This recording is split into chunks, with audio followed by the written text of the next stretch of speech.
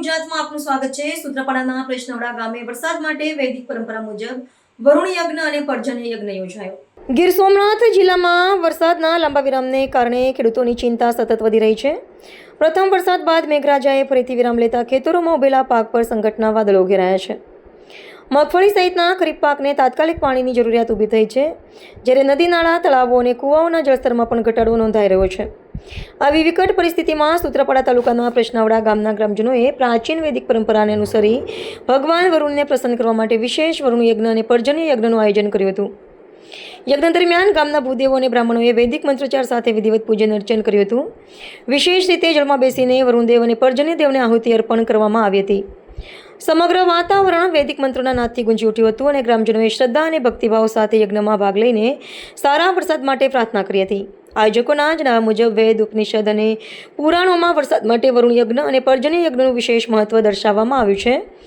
ઋષિમુનિઓના સમયથી ચાલી આવતી આ પરંપરાનો મુખ્ય હેતુ પ્રકૃતિનું સંતુલન જળવાઈ રહે, સમયસર વરસાદ વરસે, કૃષિ સમૃદ્ધ બને અને સમગ્ર વિશ્વનું કલ્યાણ થાય તેવો છે। આજ ભાવનાને ધ્યાનમાં રાખીને પ્રેશનવડા ગામમાં ધાર્મિક અનુષ્ઠાનનું આયોજન કરવામાં આવ્યું હતું। ગામના આગેવાનોનું કહેવું છે કે પ્રથમ વરસાદ બાદ લાંબા સમયથી વરસાદ ન પડતા ખેડૂતો ભારે મુશ્કેલીનો સામનો કરી રહ્યા છે। ખેતરોમાં વાવેલા પાક ધીમે ધીમે મુરઝાવા લાગ્યા છે અને જો આગામી દિવસોમાં વરસાદ નહીં પડે તો ઉત્પાદન પર ગંભીર અસર પડી શકે છે। ગામ લોકોમાં એવી ધાર્મિક આસ્થા છે કે શ્રદ્ધાપૂર્વક કરવામાં આવતા વરુણ યજ્ઞથી ભગવાન વરુણ પ્રસન્ન થાય છે અને સારો વરસાદ વરસે છે। અગાઉના વર્ષોમાં પણ આવા યજ્ઞો યોજાયા હોવાનું તેઓએ જણાવ્યું હતું। ખેડૂતોના જણાવ્યા મુજબ મગફળી સહિતના પાકના બિયારણ, ખાતર, દવાઓ અને ખેતીના અન્ય ખર્ચ પાછળ લાખો રૂપિયાનું રોકાણ કરવામાં આવ્યું છે। હાલ પાકને જીવનદાન સમાન વરસાદની જરૂર છે। વરસાદમાં વધુ વિલંબ થશે તો પાકને ભારે નુકસાન થવાની ભીતિ છે। સાથે જ નદી નાળા અને કૂવાઓમાં પાણીનું પ્રમાણ સતત ઘટી રહ્યું હોવાથી પશુધન માટે પીવાના પાણી અને ઘાસચારા અંગે પણ ચિંતા વધી રહી છે। ખેડૂતો દ્વારા સરકાર સમક્ષ પણ જરૂરી સહાય અને પરિસ્થિતિ પર નજર રાખવાની માંગ કરવામાં આવી છે। યજ્ઞમાં મોટી સંખ્યામાં ગ્રામજનો, ખેડૂતો, મહિલાઓ અને યુવાનોએ હાજરી આપી હતી। સૌએ એક સ્વરે ભગવાન વરુણને પ્રાર્થના કરી હતી કે સમગ્ર ગીર સોમનાથ જિલ્લામાં વહેલી તકે સારો વરસાદ વરસે, ખેતરોમાં મુરઝાતો પાક ફરી લીલોછમ બને, ખેડૂતોની મહેનત સફળ થાય અને સમગ્ર વિસ્તારમાં સુખ, સમૃદ્ધિ અને ખુશહાલીનું વાતાવરણ સર્જાય। પ્રેશનવડા ગામમાં યોજાયેલા વરુણ યજ્ઞ માત્ર ધાર્મિક અનુષ્ઠાન પૂરતો મર્યાદિત ન રહ્યો, પરંતુ કુદરત પ્રત્યેની આસ્થા, સામૂહિક એકતા અને ખેડૂતોના જીવન સાથે જોડાયેલી આશા, અપેક્ષાનું જીવંત પ્રતીક બની રહ્યો।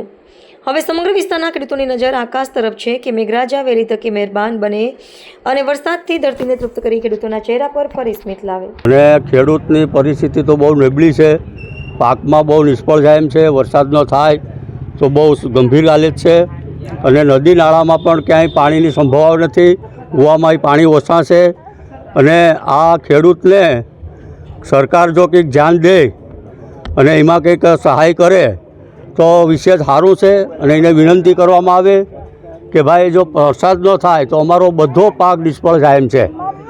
ખર્ચો તો બહુ મોટો થઈ ગયો, ખેડૂતને અટાણે બિયારણ, ખાતર, દવા કોઈ સીમા નથી રહી।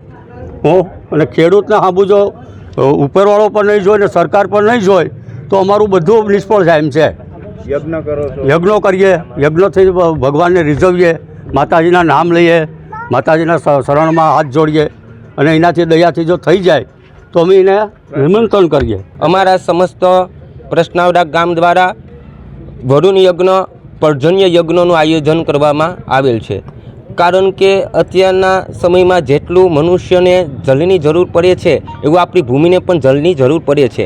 એ માટે અમારા ગ્રામજનો દ્વારા આ વરુણ યજ્ઞનું, પર્જન્ય યજ્ઞનું આયોજન મંત્રોચ્ચાર દ્વારા, બ્રાહ્મણો દ્વારા ટોપમાં બેસી, પાણીના જલમાં બેસી અને વરુણ ભગવાન, પર્જન્ય ભગવાનની આહુતિ આપવામાં આવશે અને આખા વિશ્વનું કલ્યાણ થાય, આપણા વિસ્તારનું, ગુજરાત રાજ્યમાં કલ્યાણ થાય એ માટે આ યજ્ઞનું આયોજન કરવામાં આવેલ છે।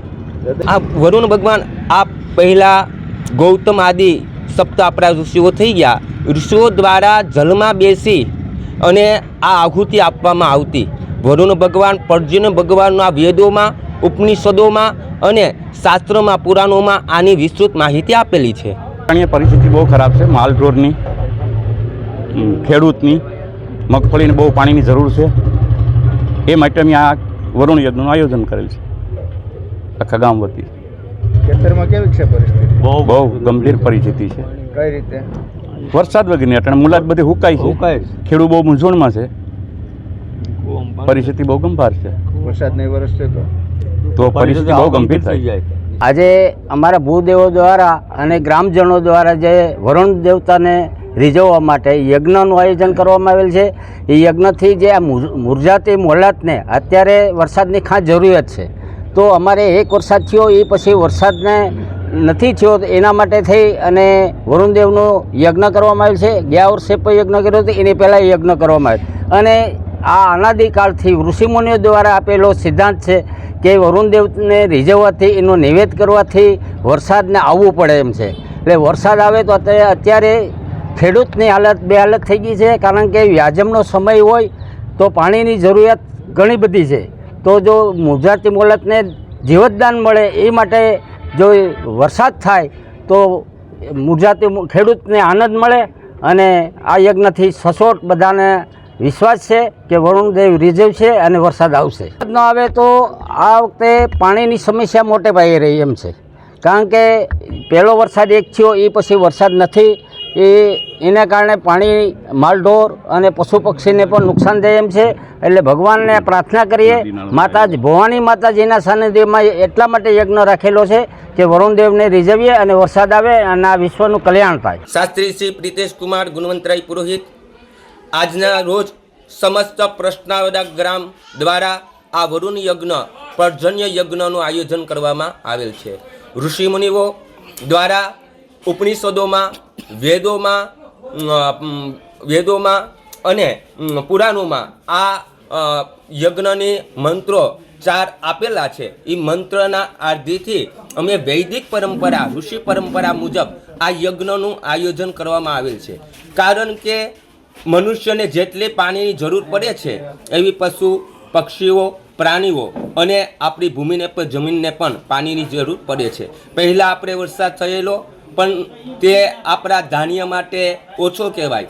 એ માટે અમે એવો પ્રયાસ કરીએ છીએ કે ભગવાન વરુણ ભગવાન તમે અમારા આખા વિશ્વનું કલ્યાણ કરો ને જેટલી મનુષ્ય ભૂમિને જેટલું જળ જોઈએ એટલે જળની તમે પ્રાપ્તિ કરાવો. અસ્તુ. तो व्हाट्सएप, ट्विटर, फेसबुक, इंस्टा जहाँ भी आपका अकाउंट है इसे शेयर बटन के द्वारा वहाँ पर शेयर करें.